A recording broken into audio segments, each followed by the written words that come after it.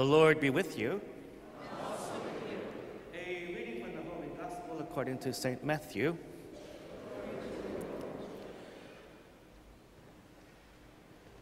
The Pharisees went off and plotted how they might entrap Jesus in speech.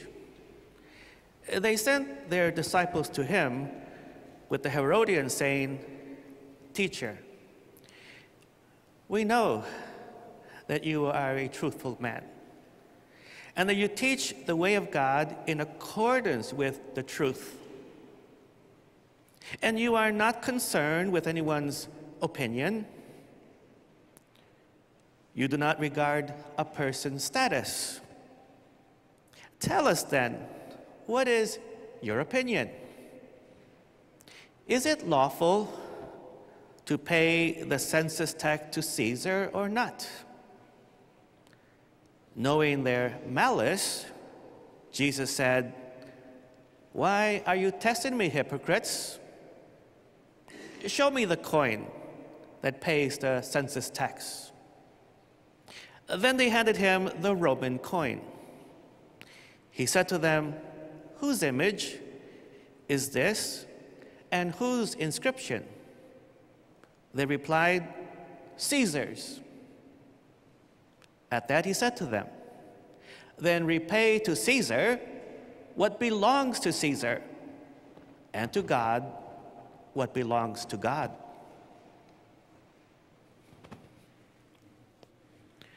The Gospel of the Lord.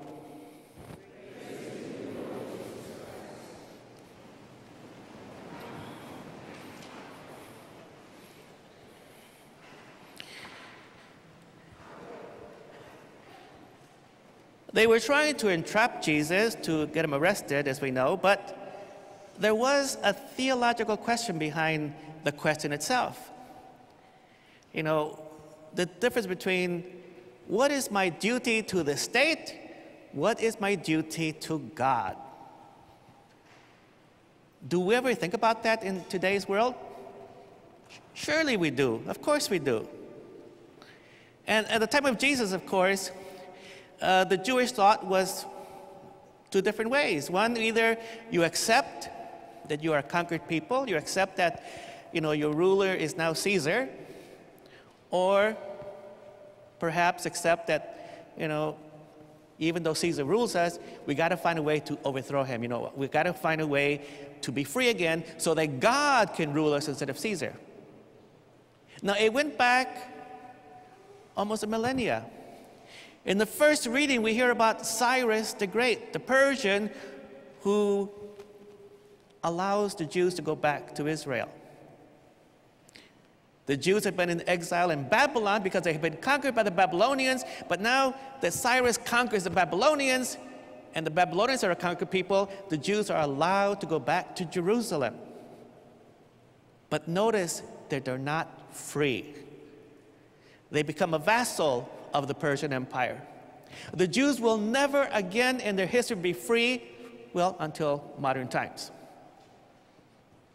And so the question was, where is God in all this? Why did God give us King David and King Solomon, and all of a sudden now, where is God? Why has he abandoned us?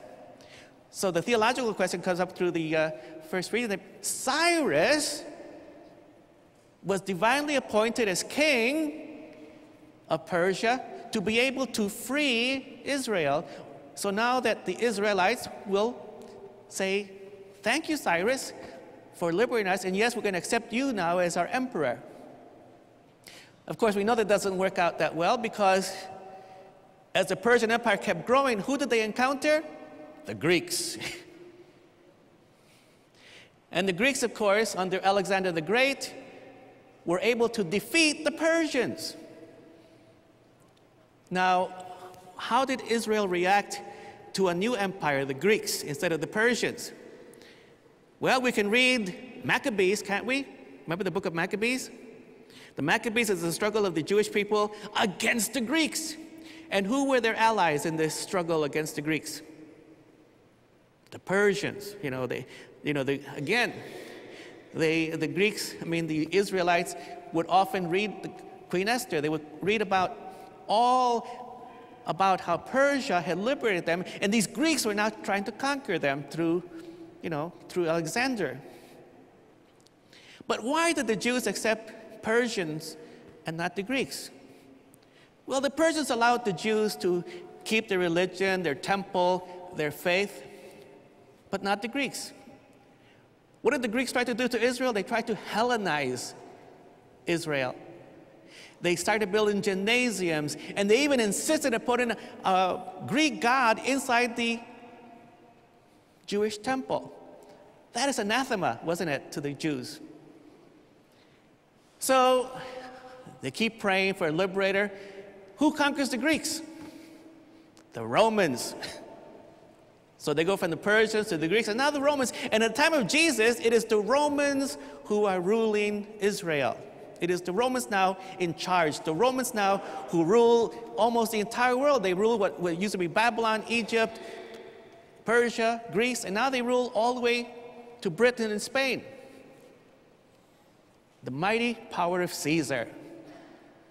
And so Jesus lives in this world, this Roman world, in a provincial area called Israel or Palestine. And the question comes to him, what do we owe to Caesar and what do we owe to God? Again, some of the Jews were saying, we're looking for a Messiah, someone that can liberate us from Rome.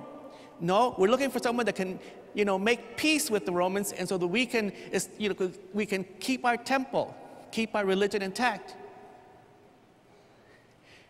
Well, suppose Jesus were here in today's world.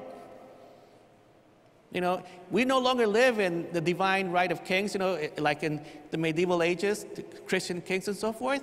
We live in a democracy where we have laws that we create, we have laws that we abide by as a democracy. What are some of the questions that we could ask Jesus in today's world? What are some of the questions we could ask in today's world? Jesus, is it lawful to this or that, right? But notice that Jesus doesn't really come on any one side. He doesn't side with the Pharisees or the Herodians. He makes it very clear that his message, that his existence coming down from heaven is onefold.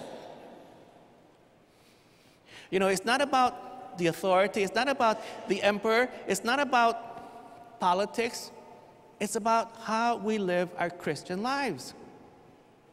So Jesus said, whatever Caesar wants, that's Caesar's thing, the government. And in our country, of course, we are the people, we are the government. It doesn't mean we're a united people, is it? Does it?